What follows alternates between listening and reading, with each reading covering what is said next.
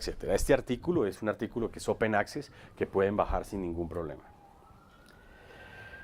El otro punto o argumento que sustenta la tautología autoinmune es la severidad en función de la edad de inicio.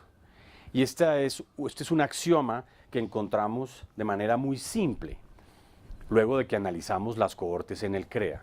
Observamos sencillamente que los pacientes que comienzan enfermedad muy temprana les va peor que aquellos que comienzan una enfermedad de manera tardía. Por ejemplo, el lupus eritematoso sistémico. El lupus que le da a los niños tiende a ser, desafortunadamente, mucho más grave y más severo que el lupus que le da a los adultos y aún que el lupus que le da a las personas mayores. Puede aparecer el lupus. ¿A qué edad aparece el lupus? El lupus aparece alrededor de los 20, 30 años de edad, ¿cierto? Cuando aparece hacia los 10 años es mucho más severo, tienen más nefritis.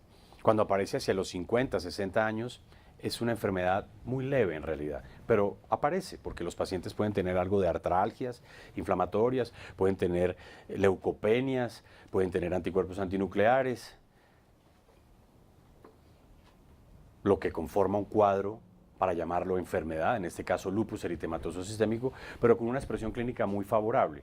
Mientras que en los niños no solamente tienen nefritis, tienen serositis, le da compromiso del sistema nervioso central, es un cuadro de artritis severa, son cuadros clínicos bien importantes. Ustedes ven aquí el análisis de las 4 cohortes de la época del CREA y cómo los pacientes con artritis, lupus y síndrome de Sjögren que tenían de edad de inicio temprano, tenían una expresión clínica más severa. No lo observamos muy claramente con la esclerosis múltiple y la justificación es quizás la plasticidad neuronal, pero en general todas las enfermedades que comiencen más temprano tienden a tener desenlaces más severos.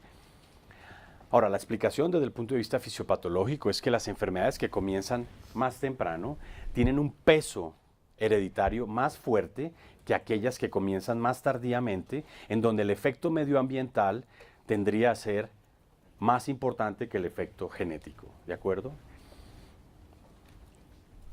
¿Hasta aquí está claro? ¿Para ti está claro? Bueno. Muy bien. Hablemos un poquito de la fisiopatología. Les dije que era muy similar. Lo que ustedes ven aquí es una fotografía, en algunos casos copiada, de órganos blancos de diferentes enfermedades autoinmunes. Y lo que ven desde el punto de vista macroscópico es que la insulinitis es muy similar a la cialoadenitis o a la tiroiditis o a la artritis. Entiéndase, esta es una fotografía de un páncreas de un paciente con diabetes autoinmune, esta de un paciente con síndrome de Sjögren, esta que es copiada de un libro que muestra a un paciente con tiroiditis de Hashimoto, y esta es una membrana sinovial de un paciente con artritis reumatoide. Y en todas ustedes ven infiltrado el linfoplasmocitario, aquí lo ven, acá lo ven, que está atacando ese órgano blanco, en este caso páncreas, célula beta de Langerhans, célula epitelial de glándula exocrina, tiroides y membrana sinovial. Luego, los mecanismos fisiopatológicos, coleguitas, son los mismos. Cambia la expresión fenotípica en función del órgano, pero los mecanismos son similares. Vamos a ir un poquito más en la profundidad para dar algunos ejemplos. Este es uno de los paradigmas de las enfermedades autoinmunes y es la pérdida de la función reguladora, tanto a nivel funcional como numérico. En prácticamente todas las enfermedades autoinmunes, la función reguladora T y la función reguladora B, entiéndase linfocitos T reguladores, linfocitos B reguladores, esa función que es tan importante está disminuida. Como está disminuido el número de T reguladores y de B reguladores, ¿de acuerdo? Ese es un punto común a prácticamente todas las enfermedades autoinmunes. El otro punto común, entre muchos, es la participación de linfocitos que generan mucha inflamación. En este caso me refiero a los linfocitos TH17 responsables de la síntesis de interleuquina 17. Cuando uno va a ver en qué enfermedades participan estos linfocitos, se encuentra que participan prácticamente en todas las enfermedades autoinmunes. Aquí abajo, para los que tengan ojo de águila, está el cáncer. Sí, claro. Y entonces el cáncer tiene que ver con las enfermedades autoinmunes muchísimo. De pronto lo podemos ver al final de la charla. Un ejemplo más de mecanismos comunes. El otro es lo que se llaman las interferonopatías, es decir, enfermedades autoinmunes sistémicas en donde característicamente hay un aumento en el interferón tipo 1, interferón alfa, que influye en la expresión de genes dependientes del interferón tipo 1, lo que se llama la firma del interferón. A quienes les guste la autoinmunidad y la inmunología lo podrán leer un poco más en los libros. Pero en todas estas enfermedades autoinmunes, sobre todo las enfermedades autoinmunes sistémicas, lupus, artritis, síndrome de Sjögren, esclerodermia, etc., característicamente se ve un aumento en la síntesis de interferón 1 y un aumento en la expresión de genes dependientes del interferón tipo 1, que es común a muchas enfermedades autoinmunes. ¿Hasta ahí está claro? Luego hemos visto cómo hay argumentos muy sólidos, por lo menos no he visto a nadie que levante la mano para refutar ninguno, hasta ahora lo pueden hacer, en favor de ese origen común y de esos mecanismos comunes de las enfermedades autoinmunes. Veamos dos más. El primero tiene que ver con los efectos medioambientales. Ya les comenté la semana pasada que esos efectos medioambientales nosotros los llamamos, con respecto a las enfermedades autoinmunes, ecología autoinmune. Y es importante porque los médicos desarrollamos la capacidad de la observación, prácticamente todos. Y ustedes se van a acordar de mí cuando estén en la clínica, porque cuando uno ve un paciente, generalmente uno sabe qué es lo que tiene el paciente. Lo que sí no desarrollamos todos los médicos, y tenemos que esforzarnos en eso, es en poder poner en palabras lo que estamos observando con un paciente. Y ese poner en palabras, coleguitas, implica dos cosas. La primera, estudiar mucho. Al médico, desafortunadamente, le toca estudiar mucho. Es así de sencillo. Porque nunca en la vida ustedes van a poder diagnosticar algo, tratar algo o entender algo que no hayan estudiado o en lo que no hayan eventualmente pensado. Me explico. Van a la clínica, observan un paciente con algún problema cardiovascular, con algún problema neurológico, y ustedes llegan a sus casas o vienen aquí a la universidad y vienen diciendo, este paciente tenía una mano con cierta característica. El estudio les va a poder permitir si se trata de una mano caída, si era un síndrome del túnel del carpo, o si lo que tenía cuando auscultaban o veían el electro era una fibrilación auricular, etcétera, etcétera. Lo que quiero decir es que solo gracias al estudio ustedes van a poder comprender lo que les pasa a sus pacientes. Pero hay algo más interesante, y es que muchas veces, desde el punto de vista general y aún muy particular, los médicos sabemos que al paciente le está pasando algo o descubrimos fenómenos que son similares en los pacientes, pero no logramos ponerlos o contextualizarlos en un lenguaje. Y para eso es muy importante desarrollar la observación clínica, pero también el estudio de la semiología en el sentido estricto de la palabra, es decir, del lenguaje. Por eso, al efecto medioambiental sobre el desarrollo de las enfermedades autoinmunes, a nosotros se nos ocurrió ponerle un nombre, porque no lo tenía. Y ese nombre es ecología autoinmune. ¿Por qué? Porque ecología es la ciencia que estudia las relaciones que se establecen entre los seres vivos y el entorno que los rodea. Eso es ecología.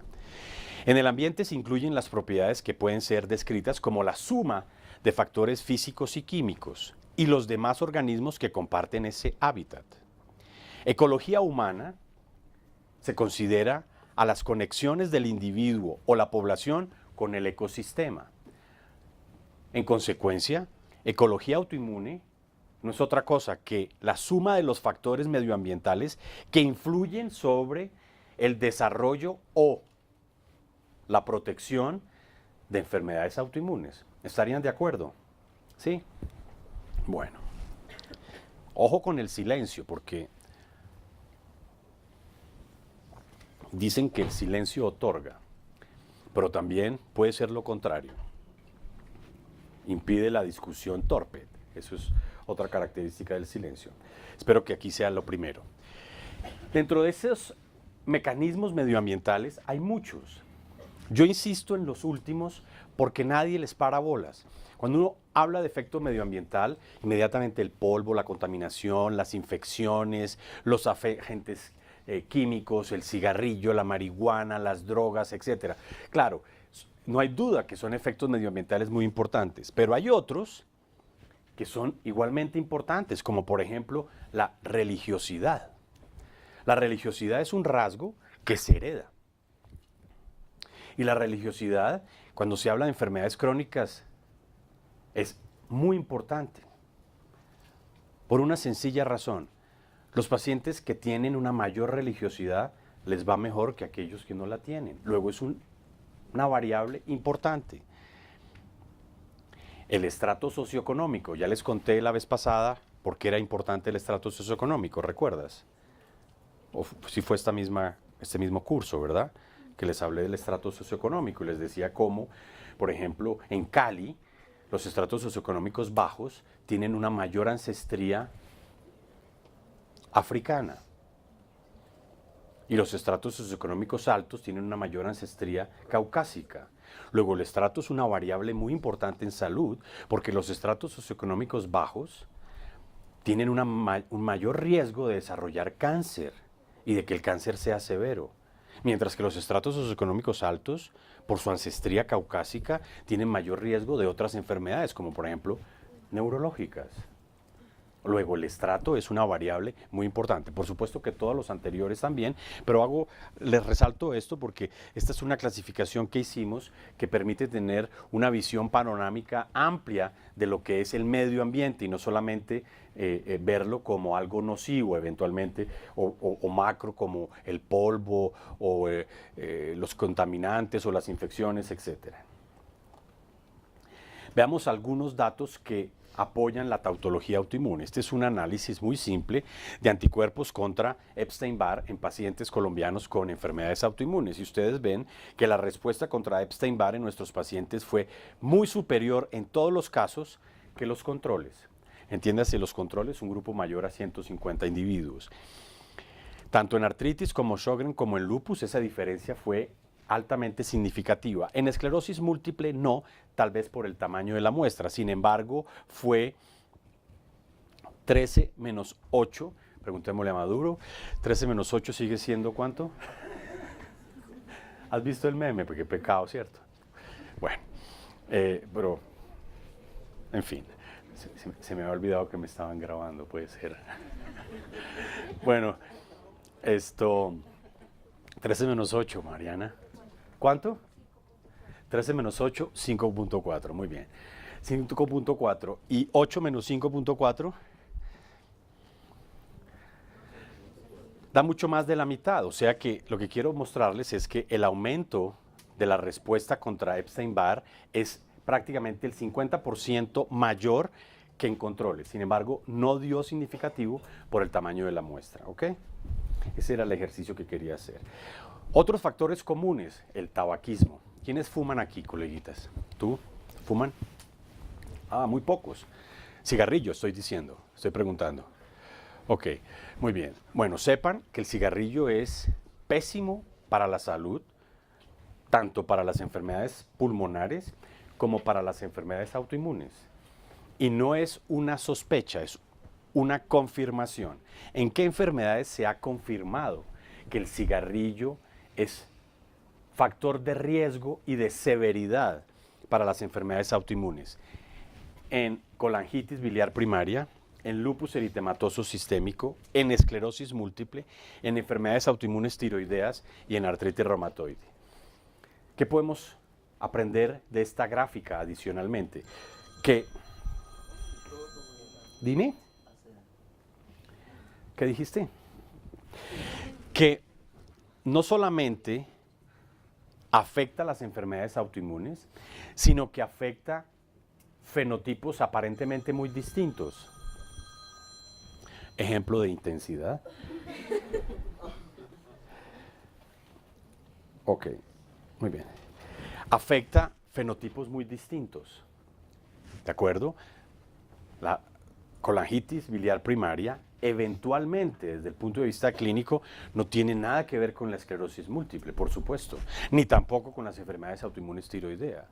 Pero desde el punto de vista del origen medioambiental, por lo menos si se quiere tocar ese tema, tienen un punto en común, por no decir muchos. Igual podría mostrarles muchísimos ejemplos. Hasta ahora les he mostrado un agente viral y un agente medioambiental tóxico como el cigarrillo. Aquí está un gráfico en el que no me voy a detener mucho para mostrarles lo interesante que es el estrato socioeconómico con respecto a la salud. Hay una economía de la salud que estudia la influencia de la parte hereditaria con el estrato y con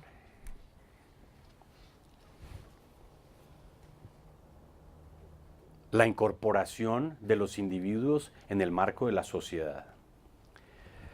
No sé si ustedes sepan la enorme controversia que ha habido por las declaraciones de Watson. Watson fue uno de los investigadores que descubrió la secuencia, no la secuencia, sino descubrió el DNA, ¿de acuerdo? ¿Saben lo que ha dicho Watson recientemente? No lo ha dicho recientemente, él lo viene diciendo desde hace aproximadamente unos 20 años. Claro, por supuesto. ¿Alguien tiene algún comentario al respecto? De lo que ha afirmado Watson. Watson es uno de los científicos más importantes del mundo.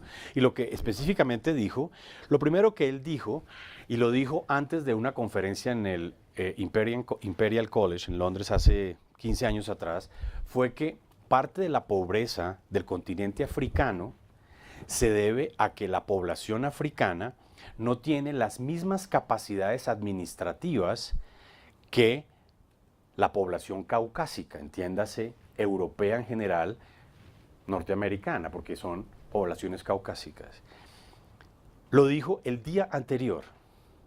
Por supuesto, le cancelaron la conferencia y le quitaron todos los títulos de nobleza que tenía. Si Watson no hubiera pensado que sus afirmaciones fueran ciertas, no las volvería a repetir. Pero eso es lo que él ha venido repitiendo en foros académicos, no lo ha hecho de manera discriminatoria. ¿Alguien tiene alguna opinión al respecto? Yo tengo una pregunta. Por supuesto. Pues es que yo no había escuchado sobre las declaraciones de este científico Watson, pero pues tengo la pregunta de que a qué se refiere él con menos capacidad, o sea, menos capacidad mental o menos oportunidades educativas. Menos capacidad mental, específicamente eso. Pues sí es obvio que es hay menos capacidades de educación. Por supuesto. No. Tienes toda la razón, por supuesto. Que es a donde quiero llegar con esta discusión es a distinguir o que ustedes piensen en distinguir dos términos fundamentales desde el punto de vista médico, no estoy hablando desde el punto de vista político, que son igualdad y equidad, ¿de acuerdo? Hay muchos científicos y genetistas evolutivos y sobre todo datos que sugieren que Watson tiene razón. Como se puede decir que las sociedades ricas en ancestría africana tienden a exceler en muchos deportes. Si Watson hubiera dicho eso, nadie le hubiera dicho no tiene la razón, porque no estaba siendo discriminatorio. ¿De acuerdo? Lo cierto, coleguitas, es que todos los rasgos son heredados. Les mencioné la religiosidad. Hay sociedades que tienden a ser más religiosas que otras. ¿De acuerdo?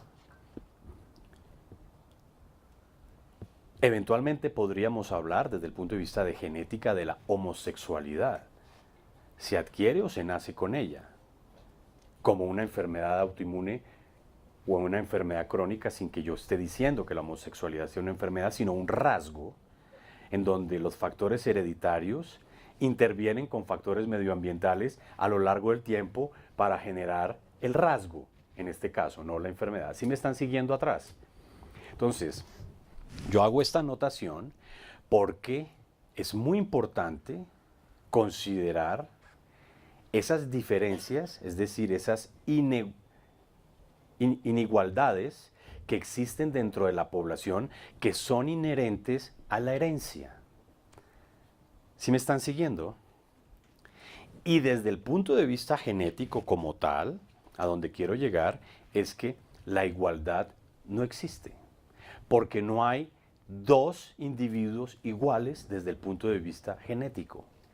Y si hablamos que existe un componente genético muy importante, por más de que sea mínimo en el porcentaje del genoma, pero es importante para favorecer o proteger contra el desarrollo de determinados rasgos, ustedes entenderán que la igualdad no existe y que todos somos diferentes. De hecho, basta mirarnos los unos con los otros y no todos somos iguales. Aún dos hermanos que no sean gemelos monocigotos no son iguales. Y aún siéndolo, desde el punto de vista epigenético, tampoco lo son. Eso ya ustedes lo saben. ¿Me están siguiendo los de atrás? ¿Alguien de atrás que tenga alguna observación? ¿Ninguna? Y eso es importante porque la medicina gira hacia la medicina personalizada y la medicina de precisión. Y una de las premisas de la medicina personalizada y la medicina de precisión, que no es una premisa reciente, sino es tan antigua como la humanidad, es que no todos somos iguales. Luego, el tratamiento que yo te debo dar a ti, si llegases a enfermarte, tiene que ser diferente al de la paciente que siga después, que puede tener condiciones diferentes. ¿Sí me están siguiendo o no? ¿Algún comentario? ¿Ninguno? Bueno, esto es entonces, vuelvo a la figura, la representación de todas las variables que influyen sobre el estrato socioeconómico.